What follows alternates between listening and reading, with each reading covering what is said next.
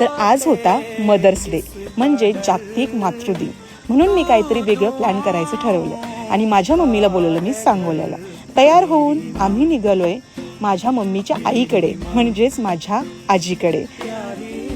म्हणूनच आम्ही पकडली आहे पंढरपूरची बस आणि जाताना कडलास नाक्यावरती एवढं ट्रॅफिक, सांगोल्यात अलीकडे ट्रॅफिकचं प्रमाण फार वाढलंय. तर तिथून आम्ही बाहेर पडून निघालोय पंढरपूरकडे. मम्मीसोबत गप्पा मारत मारत पंढरपूर कधी आलं हे समजलंच नाही. मदर्स डे दिवशी मम्मीसोबत अख्खा दिवस घालवायला मिळतोय, ह्याच्यापेक्षा वेगळं काय सुख असणार आहे या दिवशी. आणि पंढरपूरवरून आम्हाला पकडायची आहे नेपतगावची बस, पण नेपतगावची बस संडे दिवशी बंद आहे हे आम्हाला समजलं. मग आम्ही ओझेवाडीची बससाठी थांबलो. ओझेवाडीची बस यायला पण थोडा वेळ लागला आणि आम्हाला वेटिंग करावं लागलं. फायनली ओझेवाडीची बस भेटली आणि आम्ही पोहोचलो नेपतगावला, म्हणजेच माझ्या आजीच्या गावाला. आजीला आम्हाला बघून फार आनंद झाला आणि मलाही तिला बघून फार छान वाटलं. एवढ्या दिवसातून आजीला बघून खरंच खूप छान वाटलं. तर ही आहे माझी आजी, पण आम्ही तिला आई म्हणतो. आजी म्हणजे घरातलं प्रेमाचं मंदिर, तिच्या मायेजीव आयुष्यभर साथ देते.